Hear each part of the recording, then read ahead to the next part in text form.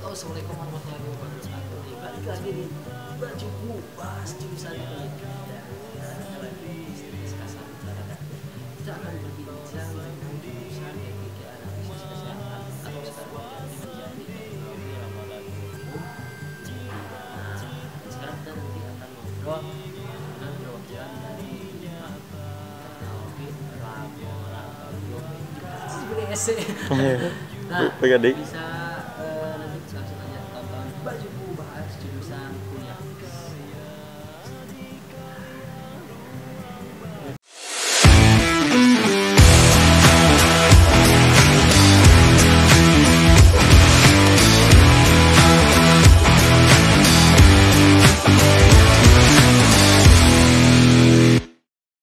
Oke, assalamualaikum warahmatullahi wabarakatuh nih. Balik lagi nih kita di Bajuku bahas jurusan kuliah, dan sekarang kita mau bahas jurusan di Stikes Karsa Husada Garut, di Stikes Karsa Husada Garut D3 analisis kesehatan. Nah, untuk sekarang nih Bajuku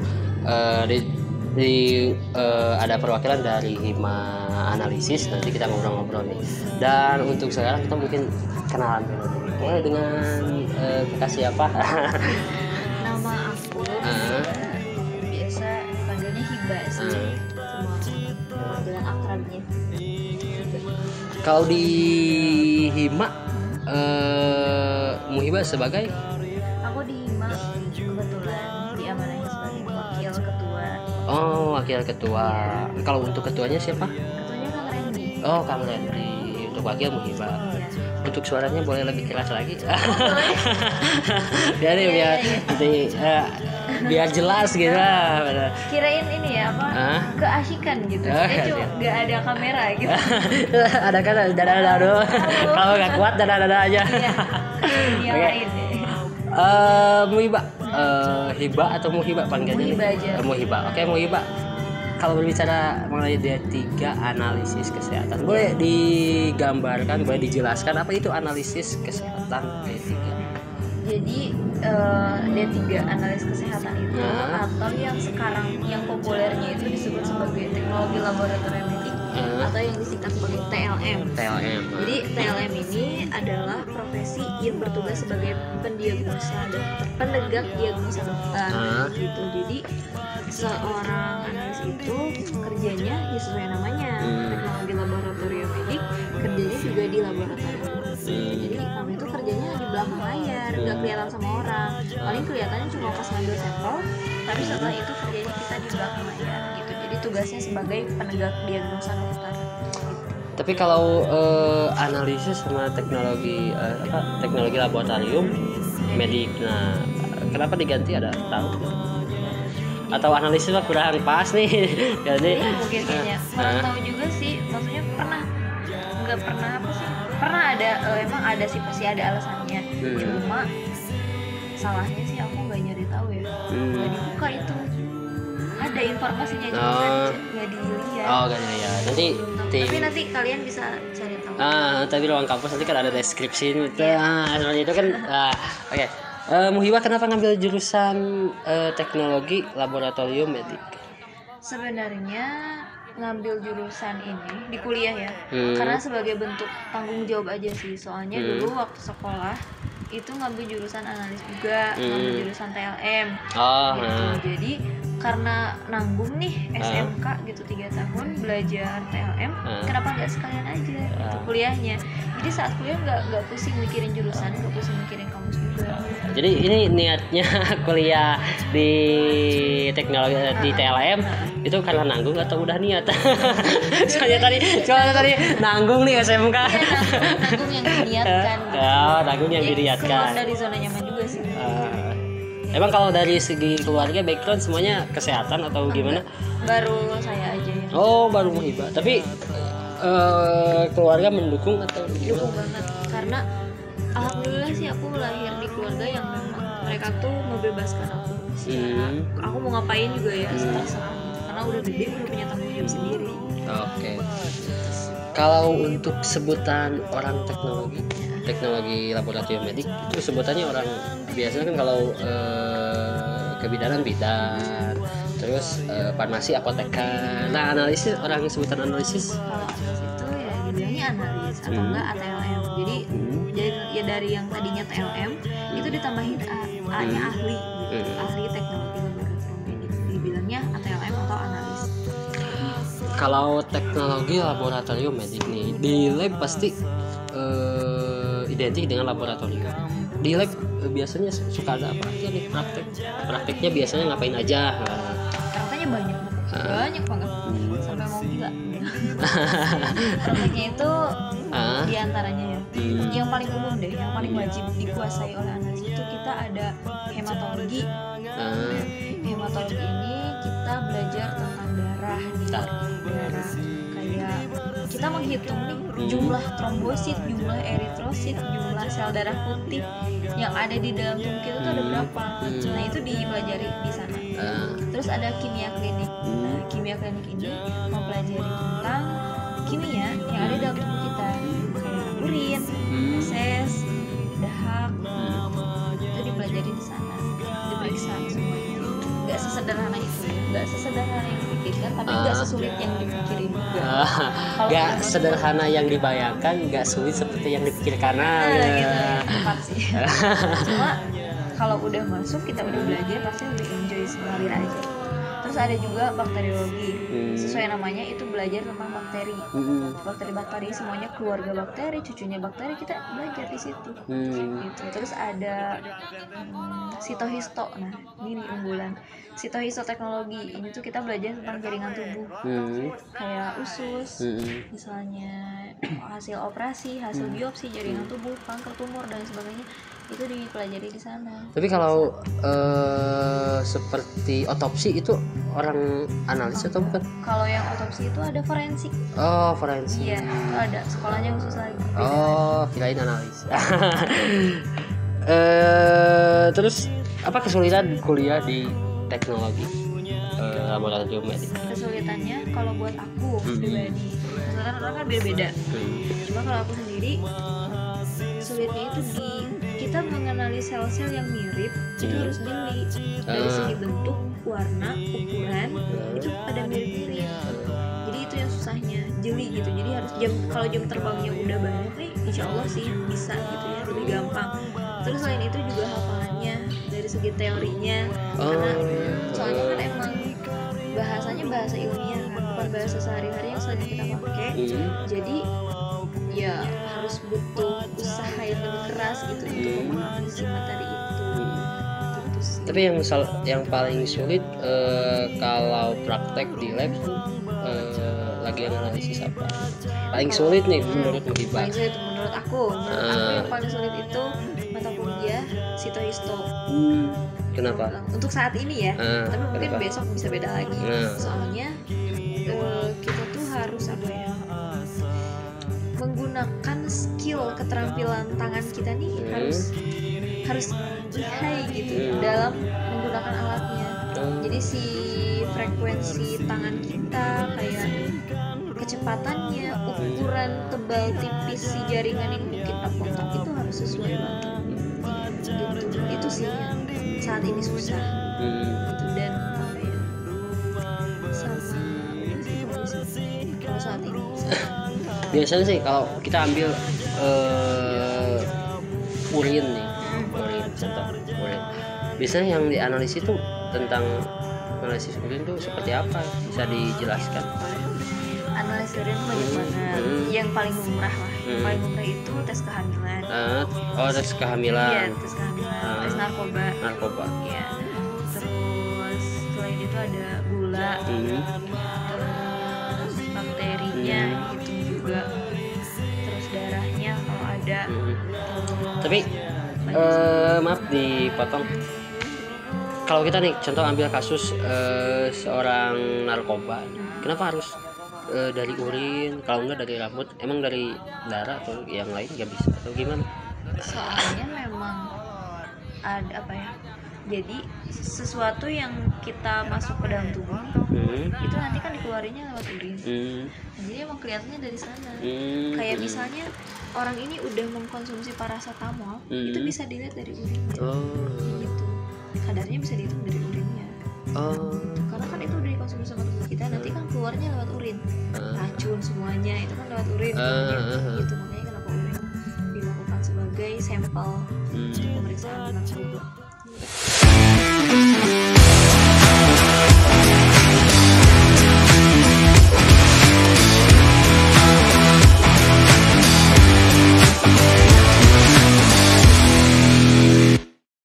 Oke nih, Muhibah nih, seperti kan tadi tes urin bisa tentang narkoba atau racun-racun yang dikeluarin lewat urin. Tapi rambut juga bisa. Biasanya kan yang lihat-lihat di TV-TV artis nih narkoba dites rambut nih, selain urin rambut bisa dijelaskan, bisa emang bisa. Jadi mohon maaf nih, sebenarnya ilmunya belum sampai sana. Pribadi nggak kepikiran juga sih sebelumnya, karena emang nggak kepikiran, jadinya nggak nyari tahu soal itu. Nggak kepikiran rambut, tapi sejauh ini kita nggak pernah membahas rambut sebagai bahan pemeriksaan untuk tes narkoba sih. Gitu. Tapi untuk praktek Muhibah sendiri pernah yang ngecek tes urin, nah yang narkoba pernah nggak? Pernah. Oh pernah. Jadi mulai diceritain gimana? Dan jadi waktu itu lagi PKL, diambil sampel urin siapa mungkin enggak? Seseorang. Kita apa sih harus menjaga kerahasiaan. Seseorang, terus usianya kebanyakan nih usia yang positif narkoba itu usia produktif, usia 18, 19, 20, 21 itu biasanya. Nggak kaget sih, soalnya mungkin kan memang usia seperti itu memang rentan stres, jadinya mereka larinya ke sana. Mungkin Abbas juga mengalami stres, ya manusiawi. Cuma bagusnya memang kita memberikan hal yang positif. Cuma mungkin ada beberapa orang yang istimewa, kita bilangnya istimewa karena kan kondisi psikologisnya berarti kan perlu diurusin nih. Jadinya mereka larinya ke narkoba dan akhirnya pas kita periksa positif. Tapi kalau kita mau ngecek nih yang narkoba nih dari urin, apakah itu pengecekan di laboratorium dicampur dengan zat kimia apa atau seperti apa? Boleh dijelaskan? Ini prosedur nih. Prosedur. Kalau kita mau ngambil apa dia teh narkoba atau enggak dari sini, prosedurnya seperti apa? Gampang banget sih. Sebenarnya ini nggak perlu sekolah analis juga bisa. Serius, anak SD aja bisa. Anak SD bisa langsung. Anak SD itu bisa sebenarnya. Soalnya tesnya itu sama seperti tes kehamilan. Cuma pakai strip dicelupin, tunggu udah. Itu aja udah beres. Kalau garis 2 berarti negatif, kalau garisnya 1 berarti positif. Beda nih kalau tes kehamilan, garis 1 negatif, garis 2 positif. Oh, seperti apa itu namanya teh? 2 garis biru bukan. Tes pack. Tes pack. Itu orang analis yang buat. Yang buat bukan analis, ada pabriknya. Oh, pabriknya, tapi itu dari bagian dari dunia analis. Jadi hasil pembacaannya kebalikan dari tes kehamilan. Okay. Keunggulan kuliah di teknologi laboratorium jadi yang diunggulkan nih gue anak analis nih ya. Karena nih gue juga analis pakai baju lab itu di luar nggak kelihatan juga ya. Jadi keunggulannya menurut aku bangga karena analis itu diperlukan, TLM itu diperlukan dimanapun. Lowongan kerjanya selalu ada dan banyak banget di seluruh kota di Indonesia tuh ada. Terus karena kita tuh ngerasa keren karena kita bisa menjadi fondasi nih, bisa menjadi penegak diagnosa dokter. Karena kalau misalnya TLM itu nggak ada, dokter juga nggak bisa menentukan penyakit pasien gitu. Dan kalau misalnya tidak ada diagnosa, tidak ada pengobatan juga gitu. Jadi kita tuh kayak apa ya? Fondasi kenapa kita disebut sebagai penegak diagnosa karena kalau misalnya salah nih diagnosa, obatnya salah. Nanti yang orang dong. Benar, kalau salah obat khawatir. Jadi kan farmasi juga ikut andil. Perawat yang ngasih perawatan juga nanti ikut andil. Jadi kita sebenarnya satu saling melengkapi lah. Saling melengkapi ya. Oke, Muhibah, apa sulitnya kuliah di TLM? Sulitnya tadi sih udah dibahas juga ya. Karena sulitnya ya emang dari segi teori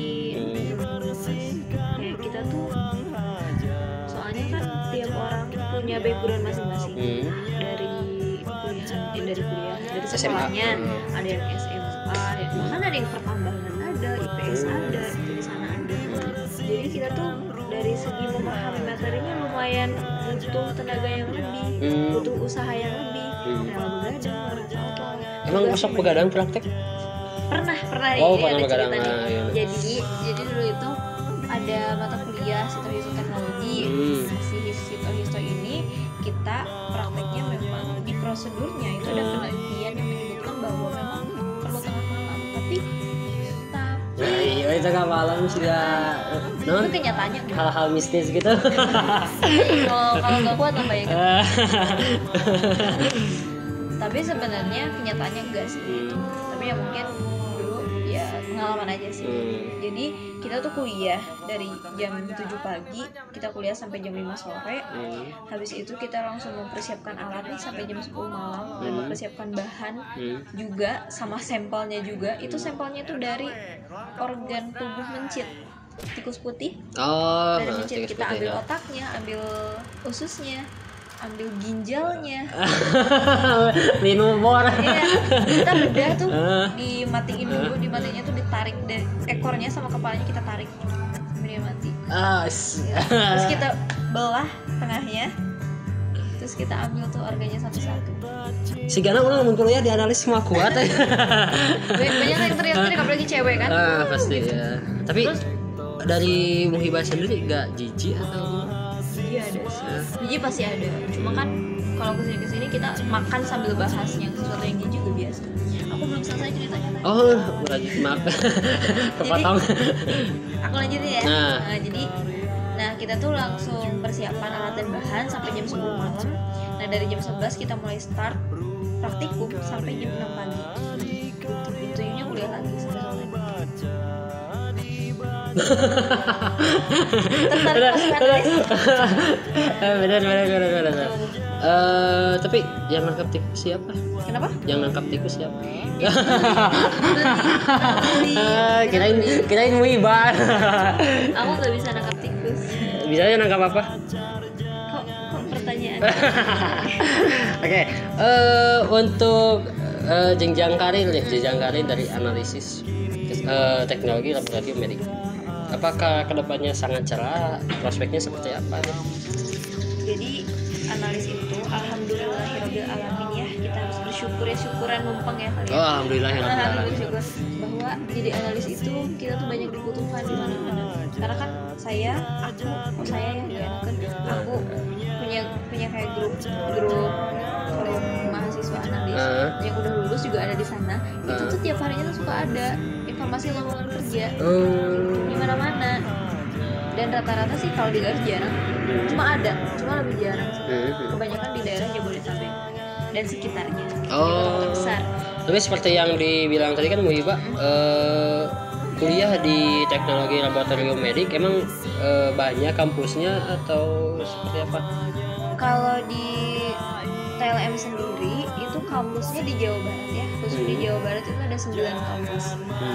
Oh, di Jawa Barat hanya 9 kampus. 9 kampus.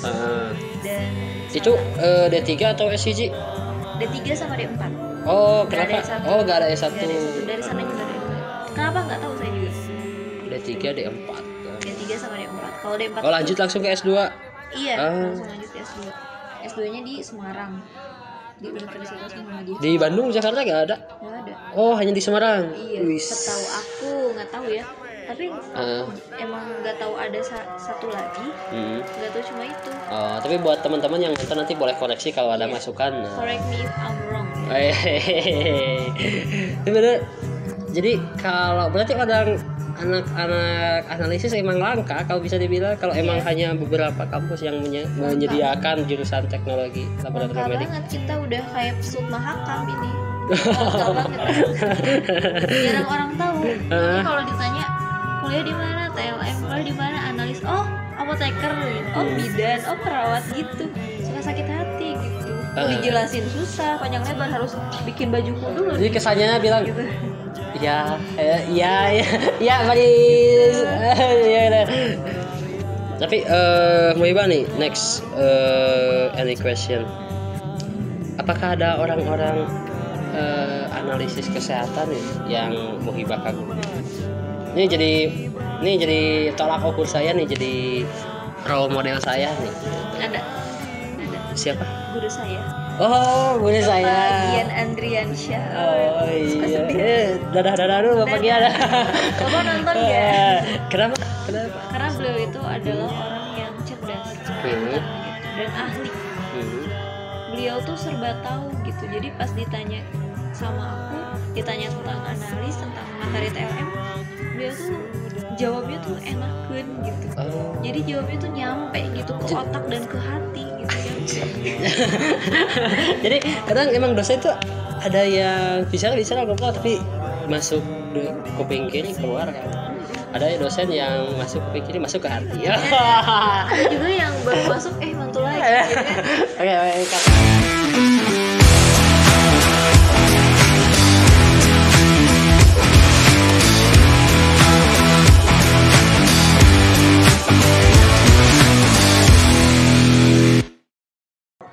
Oke, Muhibah, dari kan Muhibah tadi di Hima nih, apa saja proker dari Hima?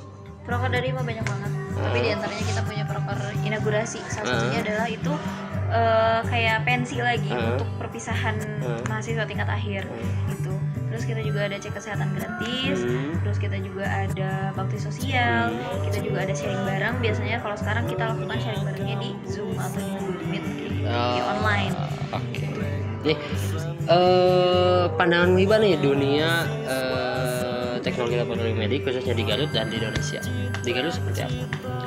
Kalau di Garut, TLM itu Apakah ada kumpulan khusus atau komunitas? ada. Jadi TLM itu kita punya organisasinya sama seperti Di Garut. Profesi-profesi yang lain kita juga ada organisasinya namanya Patelki, Persatuan Ahli Teknologi Laboratorium Medik Biasanya Indonesia. kalau di situ ngobrolin apa aja?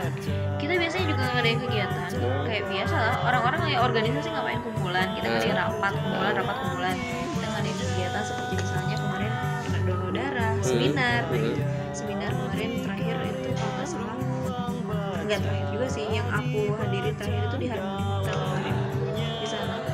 Itu satu Indonesia dan yang mengadakannya itu tuan rumahnya dari Garut. Applause. Oke, di Indonesia. Pandangan Muhibah tentang dunia analisis di Indonesia. Di Indonesia kita apa ya? Sebenarnya di Indonesia sendiri TLM itu kurang banyak diketahui sama orang. Cuma kalau sekarang dengan adanya teknologi, adanya beberapa pesan, otomatis informasi juga tambah lancar, tambah cepat juga. Sekarang banyak orang yang tahu TLM itu dari TikTok. Kenapa? Dari TikTok kan ada tuh orang yang bikin video yang di videonya tuh kayak gini. Emangnya anak enak itu jadi analis gitu ya? Yang kayak gitu gini. Suka di gitu kayak ada tulisan kuliahnya gini. Terus ada lagunya coba sehari saja gitu. Gitu. Oke, kan dosen pandangan. Oke, mungkin sebenarnya sih banyak sih yang diobrolin. Mungkin kalau diobrolin sampai maghrib juga gak akan beres. Nah, boleh kesimpulannya harapan nih buat dunia analisis khususnya. Harapan aku buat analis yang mudah-mudahan kedepannya kita makin lebih maju lagi, makin diketahui sama orang, makin bermanfaat, dan dari segi ilmunya makin diperbarui lagi, kita makin up to date sama alat-alat yang baru, sama penelitian-penelitian yang baru, dan mudah-mudahan kita semua sebagai ATLM atau calon ATLM sendiri bisa mempertanggungjawabkan ilmunya di dunia kerja nanti. Oke. Buat ruang kampus. Buat ruang kampus harapannya nih buat Muhibah. Buat ruang kampus harapannya mudah-mudahan nih ruang kampus makin banyak subscribersnya, makin banyak viewersnya, makin melanglang buana lah mengalahkan Deddy Corbuzier ya. Tapi sebenarnya sih Muhibah bukan ke situ-situ amat sih ya. Tapi mungkin dari ruang kampus mungkin lebih kreativitasnya lebih ditingkatkan lagi, mungkin ada konten apa lagi ataupun ada kegiatan-kegiatan di mana bisa menampung kreativitas mahasiswa di Garut. Woi, bener. Nah itu harapannya sama ya. Oke. Ya, terima kasih atas waktunya Muhibah. Mungkin nanti bisa ketemu di lain kesempatan. Oke, mungkin segitu dari bajuku sekarang. Ini bajuku, mana bajumu? Oke. Abbas pamit, Muhibah. Aku pamit undur diri. Assalamualaikum warahmatullahi wabarakatuh.